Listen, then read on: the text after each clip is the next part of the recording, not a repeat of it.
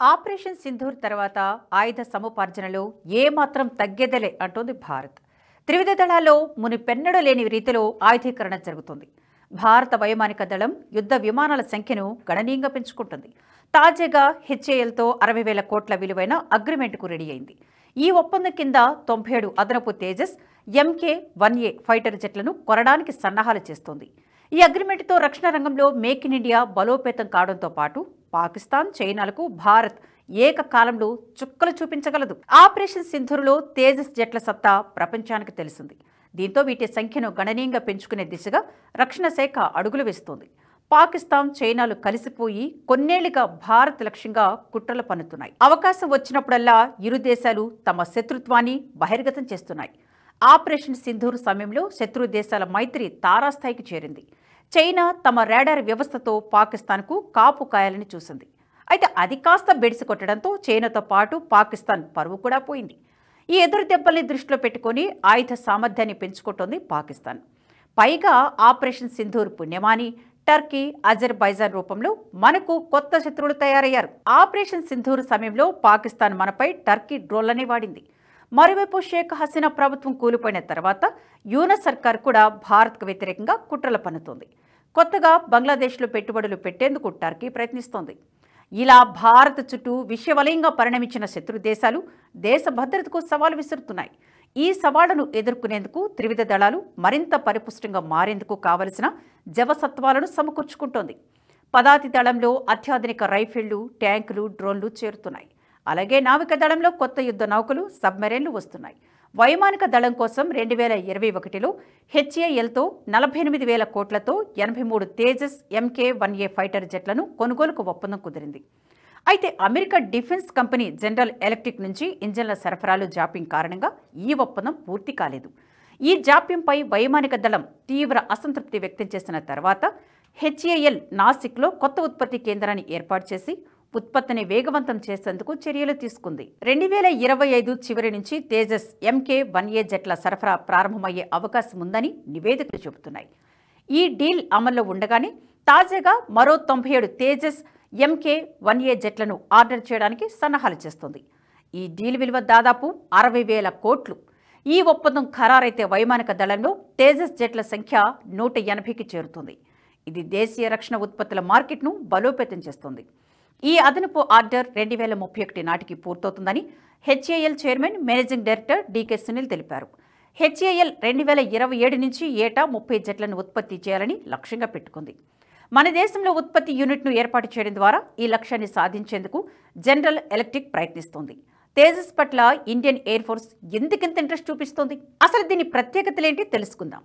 Tejas MK-1A fighter jet 4++ generation fighter jet. ఇది అత్యాధునిక radar system అయిన యాక్టివ్ ఎలక్ట్రానికల్లీ స్కాన్డ్ యారేతో పాటు BrahMos NG cruise missile, Astra MK-2 మిసైళ్లతో సన్నద్ధమవుతుంది. బ్రహ్మోస్ NG మిసైల్ ప్రస్తుత బ్రహ్మోస్ కంటే అడ్వాన్స్డ్. దీని రేంజ్ కూడా చాలా ఎక్కువ. ఈ జెట్లు జనరల్ ఎలక్ట్రిక్ F404 IN-20 ఇంజన్తో నడుస్తాయి.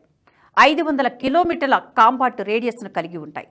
శత్రు భూభాగంలోకి ప్రవేశించకుండానే లక్ష్యాలను ధ్వంసం చేయగలవు. ఇక ధర విషయానికి వస్తే రఫేల్ యుద్ధ విమానాల కంటే చాలా తక్కువ. ఒక్క తేజస్ MK-1A జెట్ ధర 618 కోట్లు. అదే రఫేల్ ధర 2,194 కోట్లు. ఇక అమెరికన్ F-35 ధర 942 కోట్లు.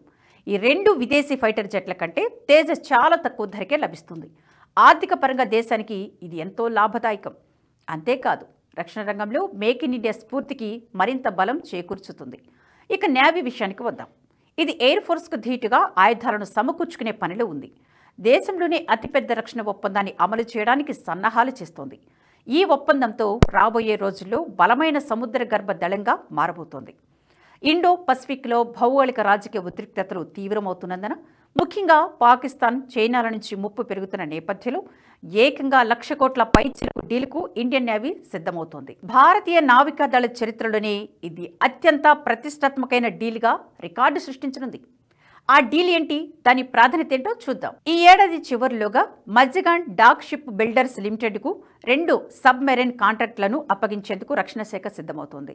ఈ డీల్లో ప్రతిష్టాత్మక ప్రాజెక్ట్ 75I కూడా ఉంది. ఇది ఇండియన్ నేవీ రూపురేఖలను మార్చేసే ప్రాజెక్టు.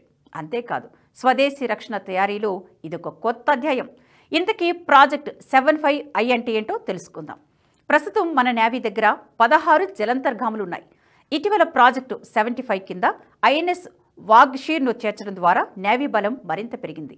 ఈ ప్రాజెక్టులో భాగంగా 6 కల్వరీ క్లాస్ స్కార్పిన్ జలంతర్గాములను కమిషన్ చేశారు. ఈ ప్రాజెక్టు సముద్ర గర్భంలో భారత పోరాటానికి వెన్నెముక లాంటిది. ఇక INS తమల్ యుద్ధ నౌక కూడా నేవీలో ఇటీవలే చేరింది. బ్రహ్మోస్ క్రూయిజ్ క్షిపణితో సాయుధమైన ఈ వార్షిప్ సముద్ర ఉపరితల పోరాటానికి మరింత పదును పెడుతుంది. ఈ పరిణామాలు భారత నావికాదళ పురోగతిని సూచిస్తున్నప్పటికీ ప్రాంతీయ ముప్పులను ఎదుర్కోవడానికి ఈ శక్తి సరిపోదు.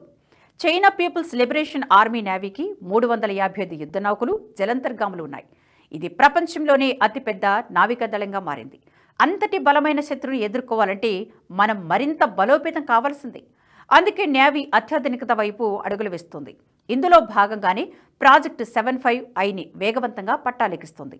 తాజా స్టెల్త్ ప్రొపల్షన్ టెక్నాలజీలతో కూడిన 6 అధునాతన జలంతర్గాముల తయారీకి రక్షణ శాఖ శ్రీకారం చుడుతుంది. ఇందుకోసం త్వరలో 70,000 కోట్ల ఒప్పందాన్ని ఖరారు చేసే అవకాశం ఉన్నట్లు తెలుస్తోంది. ప్రాజెక్టు 75I కింద HDW క్లాస్ 214 డిజైన్ ఆధారంగా 6 అత్యాధునిక జలంతర్గాములను నిర్మించడానికి MDL జర్మనీకి చెందిన థైసిస్ క్రూప్ మెరైన్ సిస్టమ్తో ఇండియన్ నేవీ కలిసి పనిచేస్తోంది. ఈ జలంతర్గాములకు ఎయిర్ ఇండిపెండెంట్ ప్రొపల్షన్ వ్యవస్థలు అమర్చబడి ఉంటాయి. 2 వారాలకు పైగా ఉపరితలం పైకి రాకుండా సముద్ర గర్భంలో ఉండగలవు. 72 మీటర్ల పొడవు, 2000 టన్నుల బరువున్న ఈ జలంతర్గాములు 8 వెపన్ ట్యూబ్ను మోసుకెళ్లగలవు. 27 మంది సిబ్బందికి ఆశ్రయం కల్పించగలవు. AIP వ్యవస్థ హైడ్రోజన్, ఆక్సిజన్ రసాయన ప్రతిచర్య ద్వారా విద్యుత్తును ఉత్పత్తి చేస్తుంది. ఈ సబ్మెరైన్ల ఇంజిన్ శబ్దం లేకుండా స్టెల్త్ కార్యకలాపాలను అనుమతిస్తుంది. ఒప్పందంలోని కీలక నిబంధన ప్రకారం మొదటి జలంతర్గామిలో 45% స్వదేశీ కంటెంట్ తప్పనిసరి. ఆవ జలంతర్గామిని రూపొందించిన నాటికి స్వదేశీ కంటెంట్ 60% పెరుగుతుంది. TKMS నుండి సాంకేతిక బదిలీతో చివరకు భారత్ సొంతంగా జలంతర్గాములు తయారు చేసుకునే స్థాయికి చేరుకుంటుంది.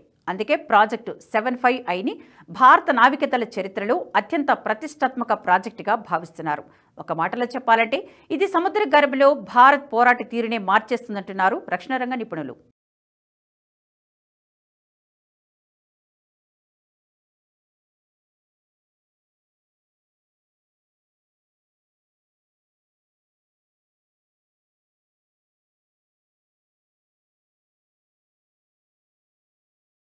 ఈ వీడియో మీకు నచ్చినట్టయితే లైక్ చేయండి, 10 మందికి షేర్ చేయండి. అలాగే కామెంట్ల రూపంలో మీ అభిప్రాయాలను మాతో పంచుకోండి. Nationalist hub group of channels ను సబ్స్క్రైబ్ చేసుకుని తెలుగునాట జాతీయవాద జర్నలిజాన్ని ప్రోత్సహించండి. ఈ వీడియో కింద ఉన్న బెల్ ఐకాన్ పై క్లిక్ చేయడం మర్చిపోవద్దు.